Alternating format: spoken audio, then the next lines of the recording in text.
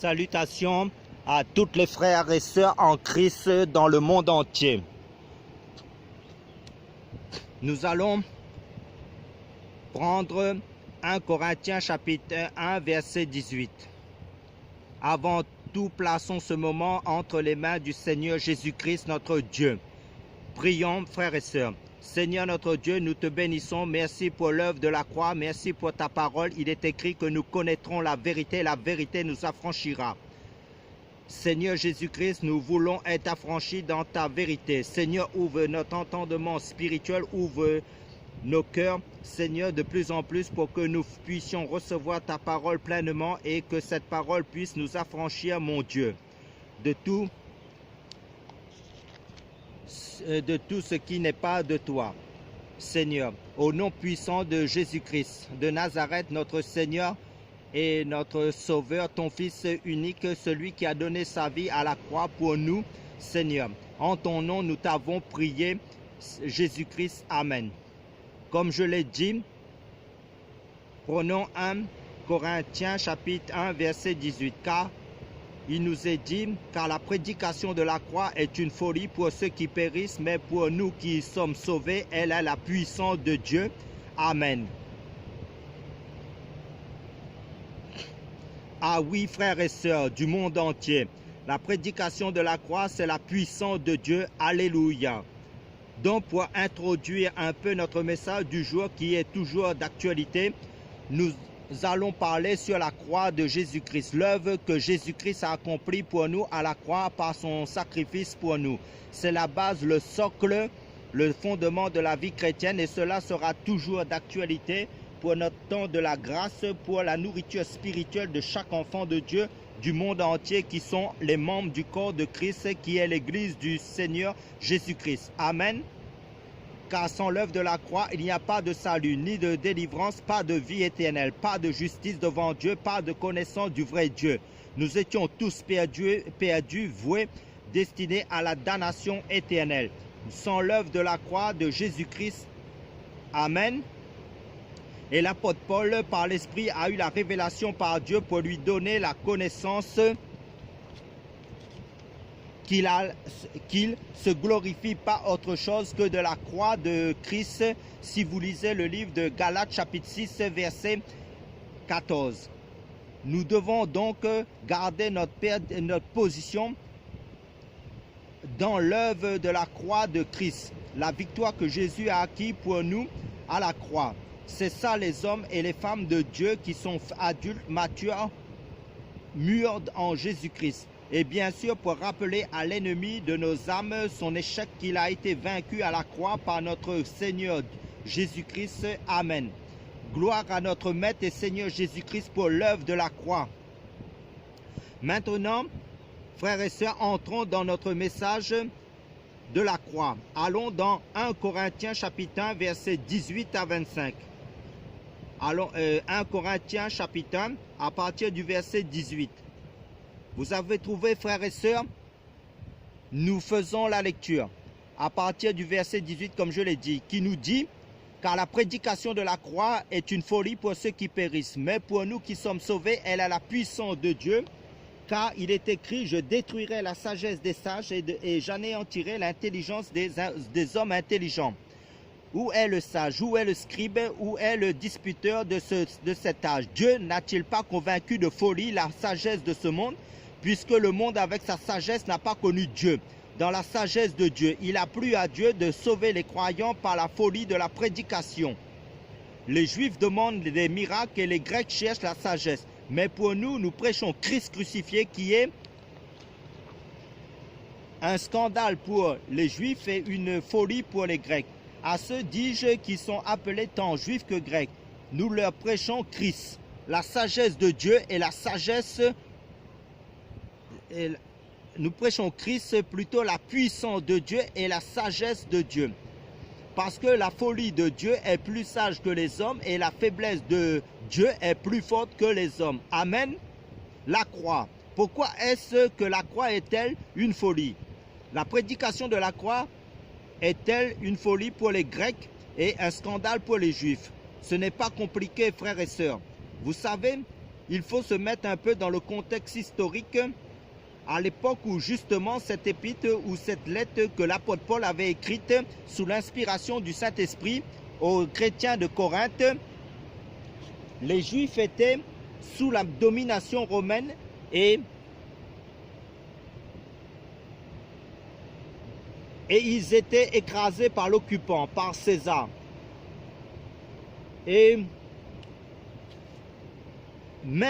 en même temps, les Juifs espéraient une délivrance totale en la personne du Messie. Donc, par la venue du Messie, qui est le roi des rois, le roi des Juifs, qui était censé venir pour délivrer les Juifs de l'occupation romaine.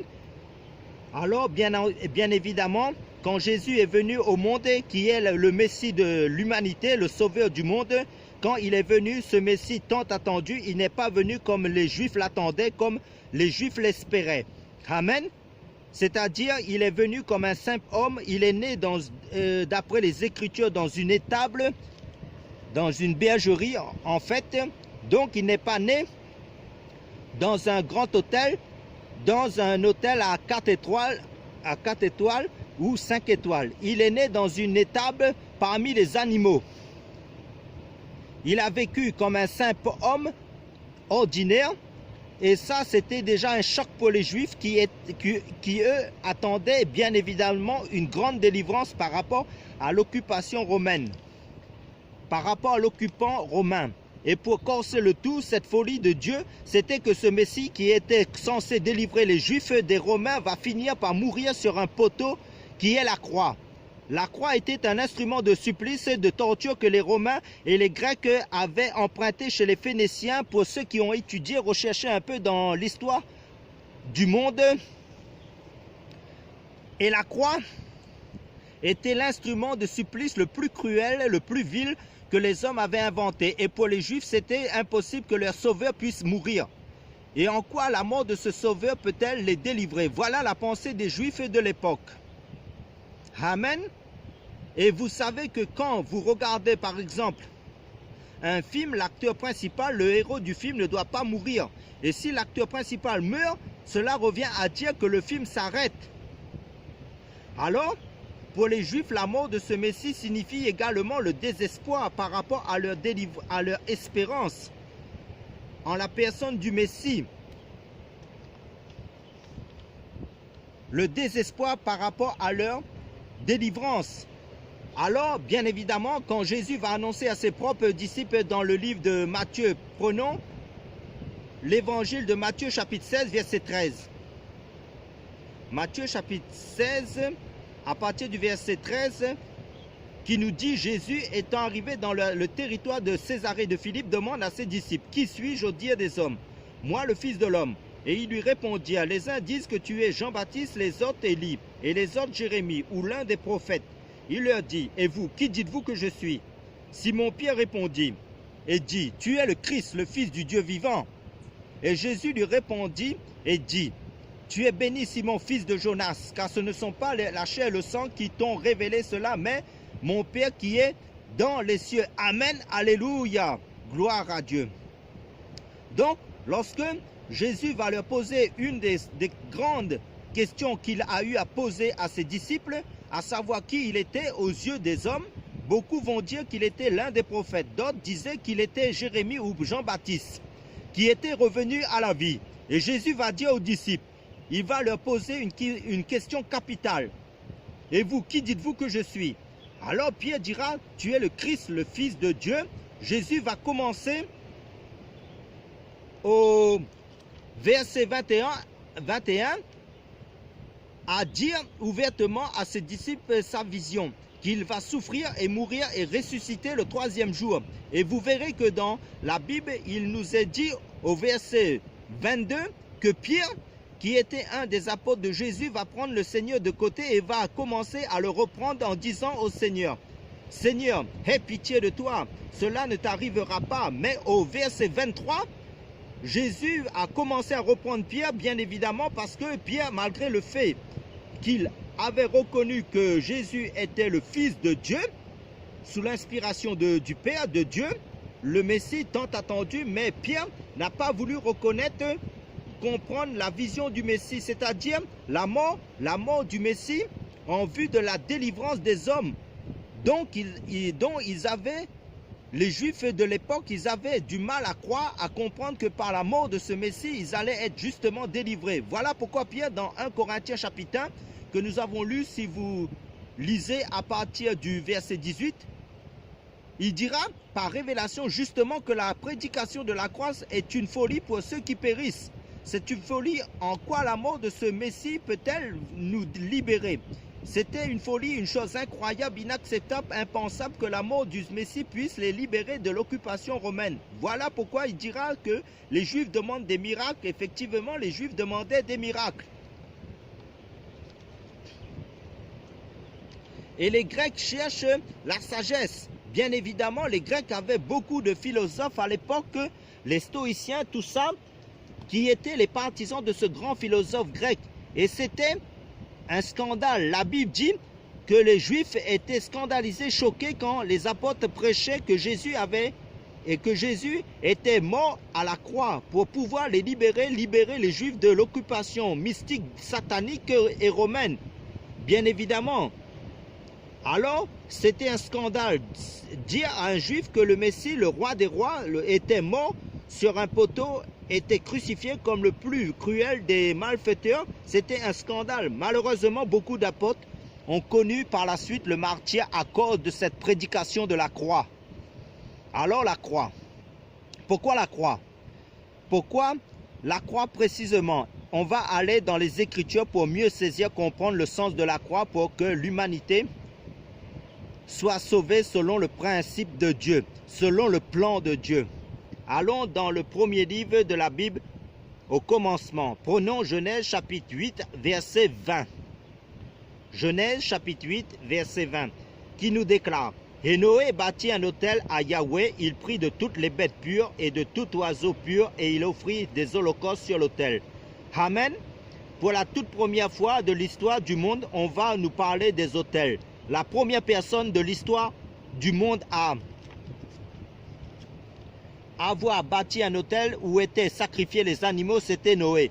En fait, en gros, les autels dans la Bible, c'était des préfigurations de la croix. Tout simplement parce que la croix, c'était le plus grand autel ou le plus grand sacrifice qui a été fait.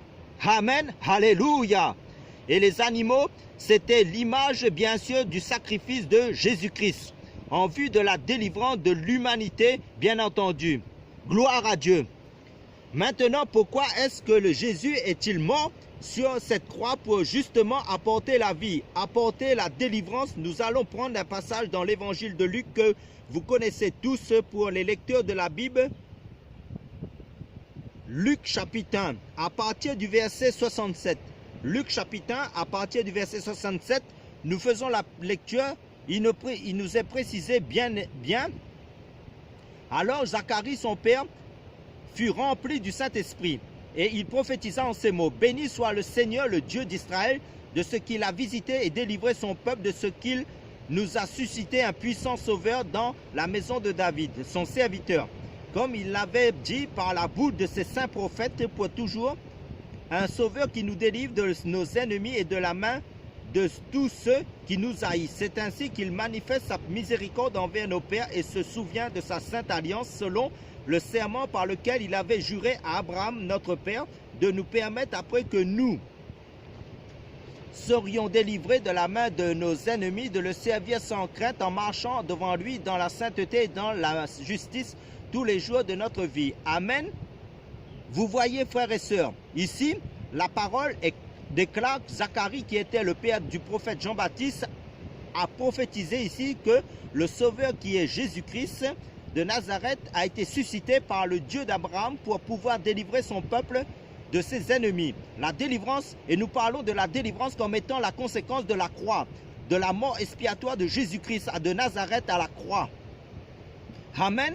La délivrance, et vous savez, quand on parle de la délivrance aujourd'hui, pour beaucoup de chrétiens, dans leur esprit, dans leur pensée, ils voient les démons. Le fait de chasser les démons, c'est vrai. Chasser les démons, c'est aussi la délivrance.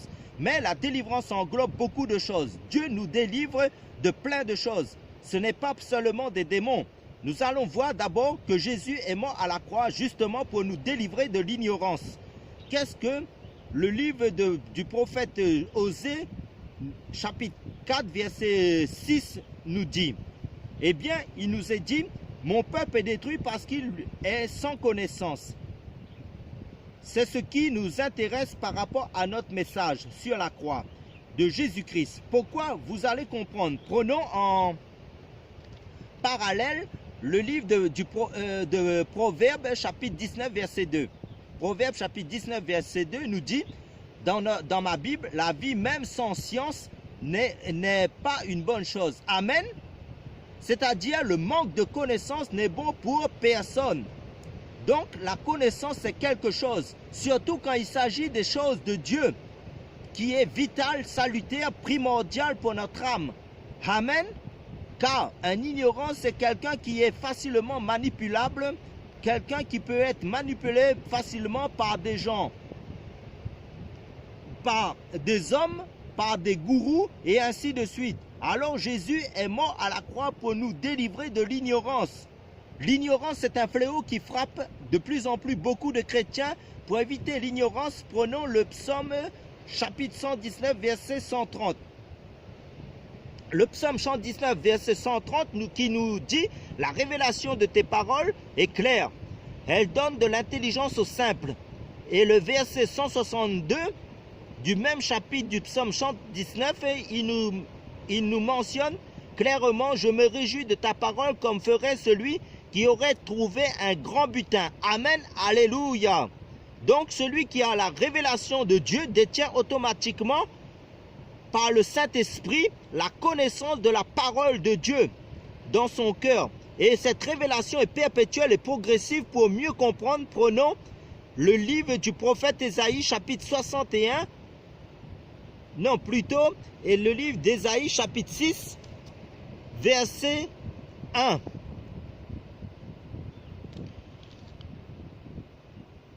Il nous est dit l'année de la mort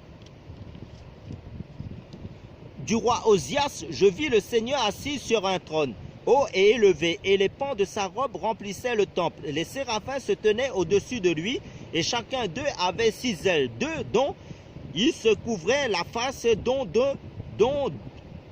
il se couvrait les pieds, et 2 dont il se servait pour voler. Et ils criaient l'un à l'autre, et disaient, Saint, Saint, Saint est Yahweh des armées, toute la terre est pleine de sa gloire. Et les poteaux des seuils furent ébranlés dans leur fondement par la voix de celui qui criait.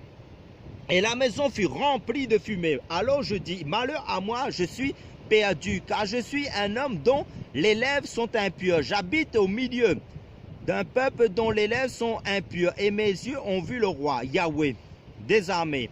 Mais l'un des séraphins vola vers moi, tenant à la main un charbon ardent qu'il avait pris sur l'autel. Avec des pincettes, il en toucha ma bouche et dit, voici ceci a touché tes lèvres. C'est pourquoi ton iniquité est ôtée, et la propitiation est faite pour ton péché. Vous voyez, le prophète Ésaïe était un grand prophète. Dans Ésaïe chapitre 1, il a prophétisé. Dans Ésaïe chapitre 2, il a prophétisé aussi. Dans Ésaïe chapitre 3, il a prophétisé. Dans Ésaïe chapitre 4, il a prophétisé. Dans Ésaïe chapitre 5, il a aussi prophétisé. Si vous lisez tous ces chapitres, mais arrivé dans le chapitre 6, la Bible dit que le roi Osias était mort.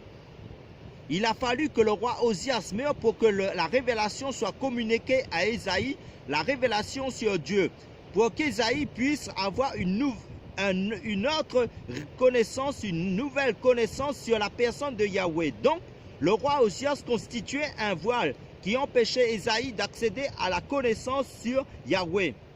Donc, l'ignorance est un fléau, l'ignorance est un mal qui ronge, comme la gangrène qui veut détruire beaucoup de vies. Voilà pourquoi Jésus est mort à la croix pour nous libérer d'abord de l'ignorance, pour enlever le voile de l'ignorance.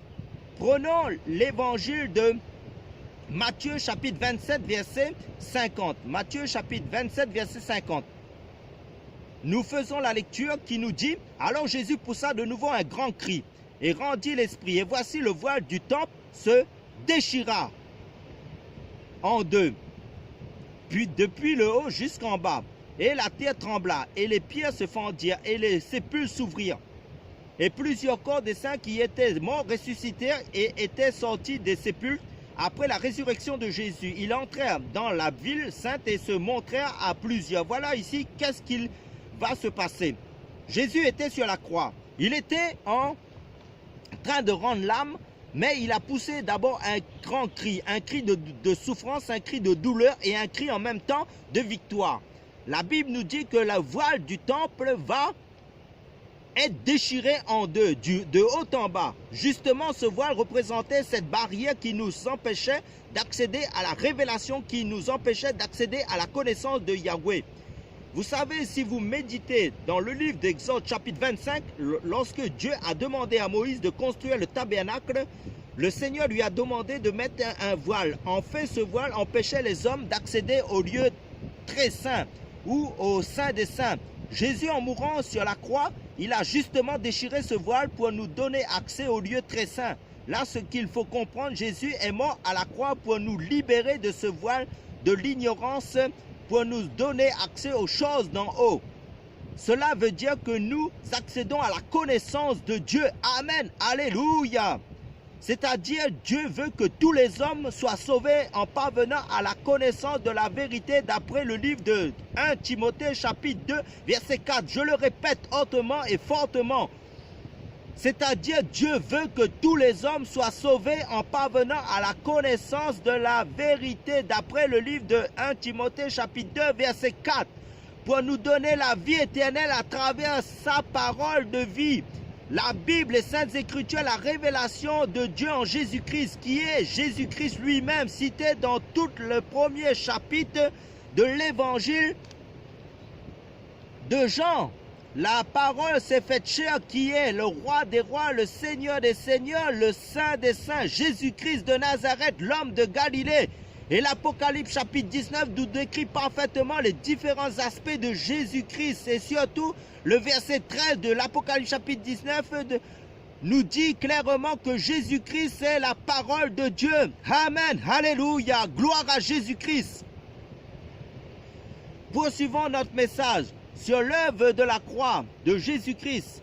Allons dans 2 Corinthiens chapitre 3 verset 16. Nous déclare, mais quand le cœur se convertit au Seigneur, le voile est ôté. Donc, tant qu'il n'y a pas la conversion en Christ, la visitation du Saint-Esprit dans la vie d'une personne pour ôter ce voile, nous demeurons dans l'ignorance, nous demeurons dans la religion des hommes. Donc le voile de l'ignorance est ôté pour que maintenant nous avançons et demeurons avec le Seigneur par sa grâce, à travers le sacrifice de Jésus à la croix pour les enfants de Dieu, parce que la Bible nous dit que les enfants de Dieu, en fin de compte, connaissent la voix du berger, du bon berger qui est Jésus-Christ. Ils ne suivront pas un étranger, un mercenaire. Et n'oublions surtout pas que Jésus seul est venu combler, satisfaire la justice de ce Dieu infini, saint par rapport au problème du péché commis par l'homme pour satisfaire les exigences de la justice de Dieu. Jésus est venu solutionner ce problème du péché en versant son sang saint et pur à la croix pour l'humanité entière. La Bible nous mentionne dans Ésaïe chapitre 64 verset 5 que la justice propre de l'homme est comme un vêtement souillé devant Dieu. Et le livre de Romains chapitre 3 nous dit qu'à tous sont péchés et sont privés de la gloire de Dieu. Donc maintenant, Dieu nous propose gratuitement sa justice à lui seul. Et cette justice de Dieu par excellence, c'est Jésus-Christ seul. Amen, alléluia. Merci Père pour ta justice en Jésus-Christ. Car Jésus-Christ a effacé l'acte qui était contre nous, qui consistait en des ordonnances et qui nous était contraire. Et il a entièrement aboli en le clouant à la croix. Il a dépouillé les principautés et les puissances et les a exposées publiquement en spectacle en triomphant d'elles par la croix. Car le fondement de la vie chrétienne, d'après 1 Corinthiens chapitre 15, si vous lisez, est basé sur la mort de Jésus-Christ pour nos péchés, qu'il a été enseveli et qu'il est ressuscité le troisième jour pour notre justification. Amen, alléluia. Donc toute personne qui croit en Jésus-Christ et qui se convertit en Christ sont déclarés justes devant Dieu uniquement en Jésus-Christ à cause de l'œuvre de la croix de Jésus-Christ. Tout est accompli, amen, par l'œuvre de la croix. Pour conclure, bien-aimés, prions. Merci Seigneur Jésus-Christ pour ton sacrifice à la croix.